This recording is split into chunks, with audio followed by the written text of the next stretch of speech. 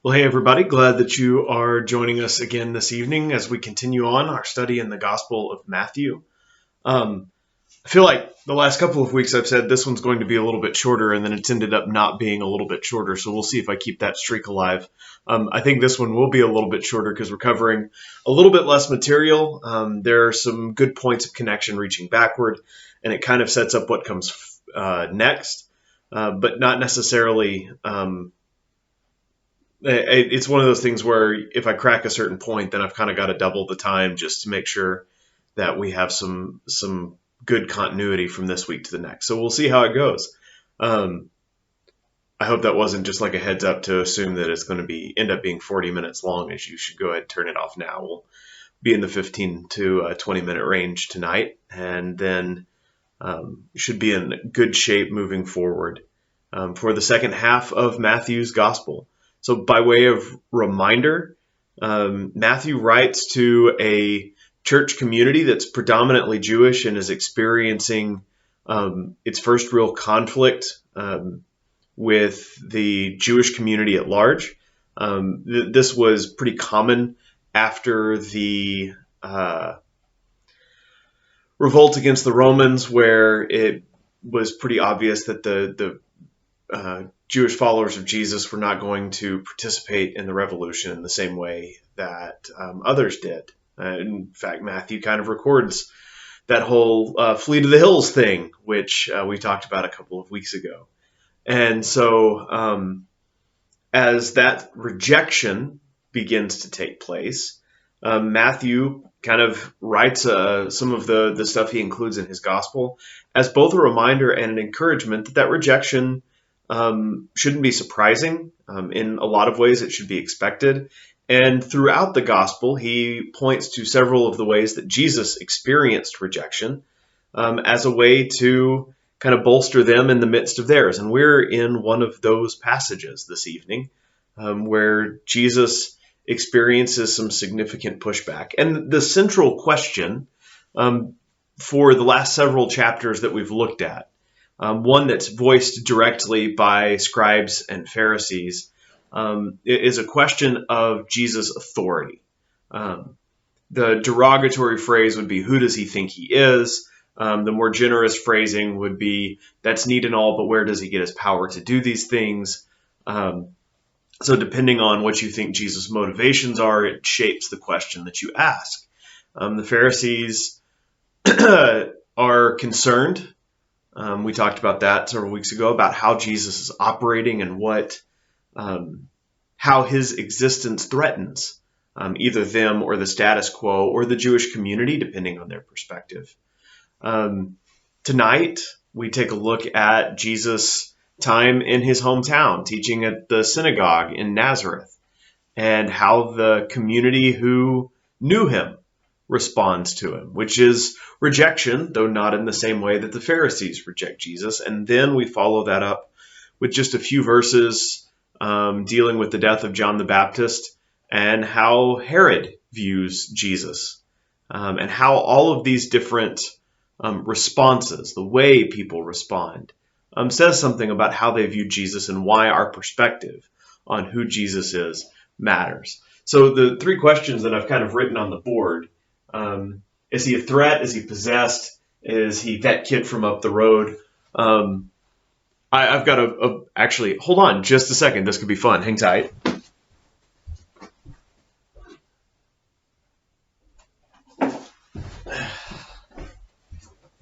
There we go. I've got a friend, I would say, who literally wrote the book on it. And the title of his book is Lord, Liar, Lunatic, or Awesome. His original title was Lord, Liar, Lunatic, or was it Lord, Liar, Lunatic, or I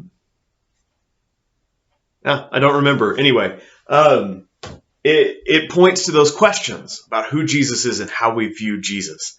And so with that in mind, I'll read verses 53 through 58 of chapter 13 as we dive in. When Jesus had finished telling these stories, pointing back to the parables we've studied the last several weeks, and illustrations, he left that part of the country. He returned to Nazareth, his hometown. When he taught there in the synagogue, everyone was amazed and said, "Where does he get his wisdom and the power to do miracles?" Then they scoffed. "He's just the carpenter's son. And we know Mary, his mother, and his brothers, James, Joseph, Simon, Judas, and all his sisters. They live right here among us. Where did he learn these things?" And then they were deeply offended and refused to believe in him. Then Jesus told them, "A prophet is honored everywhere except in his hometown and among his own family." And so he did only a few miracles there because of his unbelief. So here we find Jesus in Nazareth.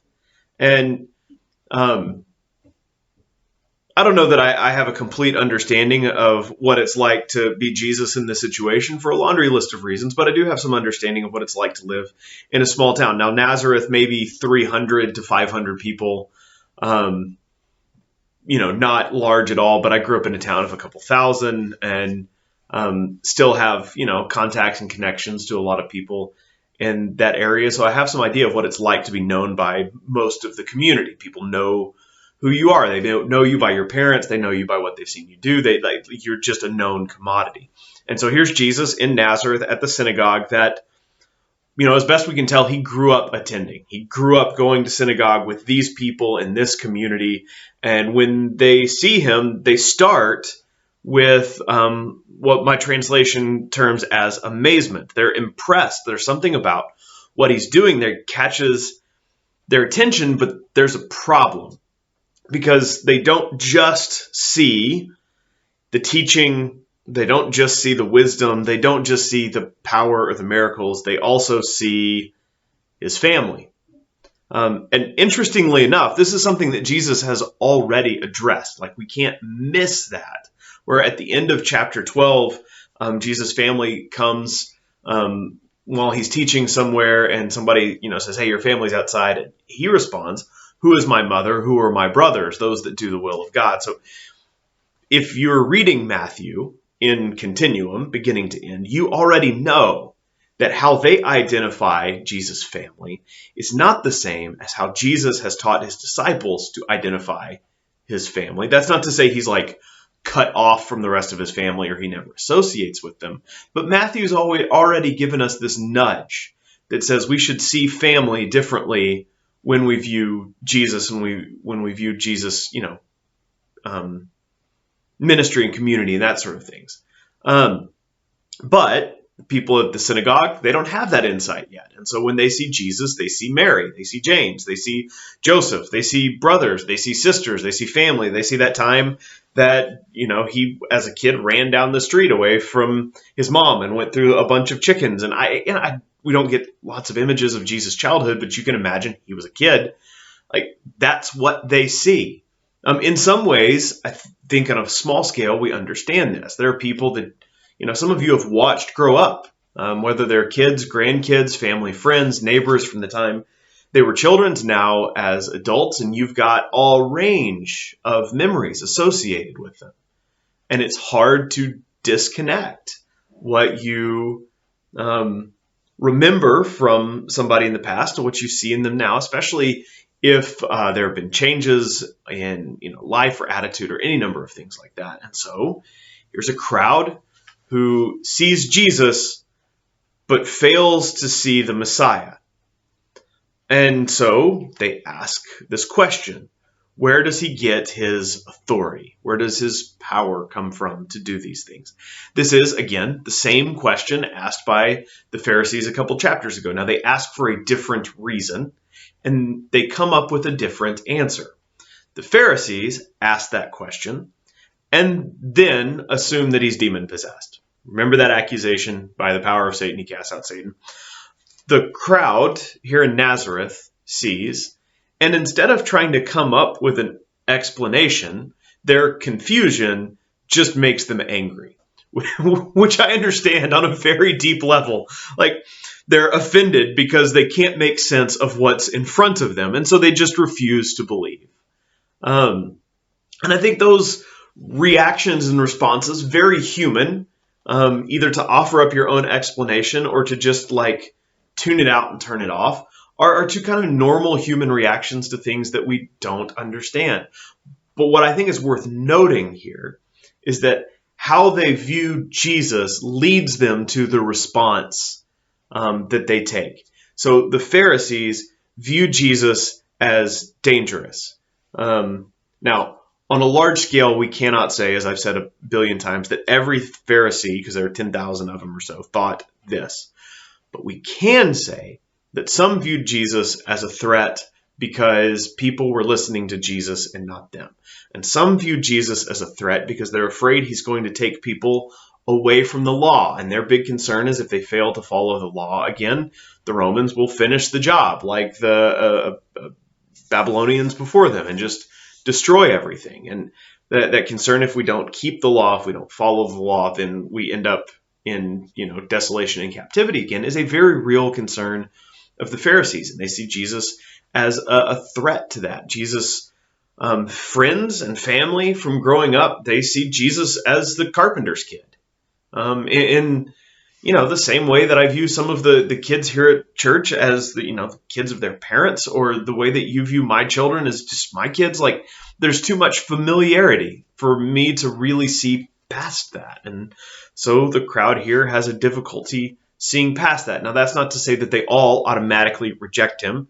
He's able to do a few miracles, and you would obviously assume that those who witness and experience the healing are able to get past the assumptions that they have about who Jesus is. But being the carpenter kid, being Mary's son, especially depending on how they remember Jesus' conception and birth, carries a lot of baggage, and they just can't get there. And then in verse 1 of chapter 14, we get a different response to Jesus.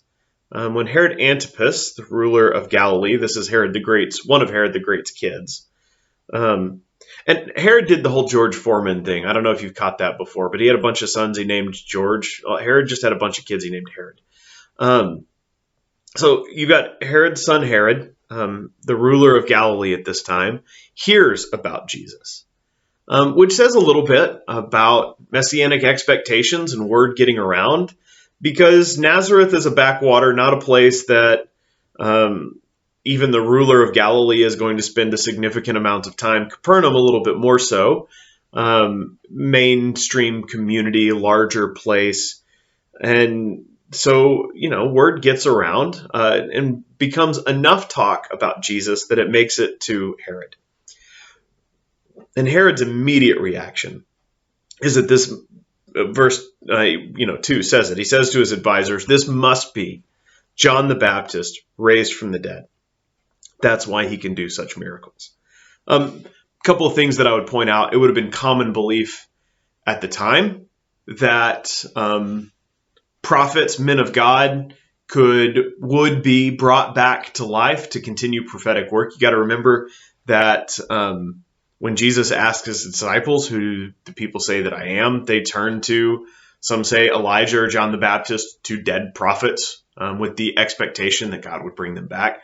Herod, who grows up in a Jewish world, certainly still has this with him, and he's got some real concerns about the sort of power that Jesus might have if Jesus is in fact John the Baptist come back, because Herod's the reason John the Baptist is dead, which is the story that follows that I don't want to spend a lot of time diving into tonight, just because it doesn't necessarily help with the study this evening or set us up for where we're going next. But if you want to read the story of John the Baptist's death, it's chapter 14, verses 3 through 12. You can do that reading either after we finish up, or you may have already done it in prep for tonight. Either way. But what you have is somebody who thinks he knows who Jesus is. Herod's immediate response is, "This must be John the Baptist raised from the dead." And so again, how you view Jesus matters. Herod is automatically unlikely to be a fan of Jesus's if he thinks that Jesus is the resurrected version of a guy he murdered. And so again, very different view from the people who are in Nazareth, but very similar outcome, because we're reminded that how you view Jesus matters. And again, these two stories I think are especially important for Matthew's audience, for Matthew's community, because they are two stories of rejection. And the story that follows in verses 3 through 12 is a story of a rejection that leads to death. And in some ways, that serves as foreshadowing. Of course, we know the story. Matthew's audience knows the story that Jesus is going to be put to death. And John is kind of reminding us and doing some foreshadowing work along the way that following Jesus is not easy.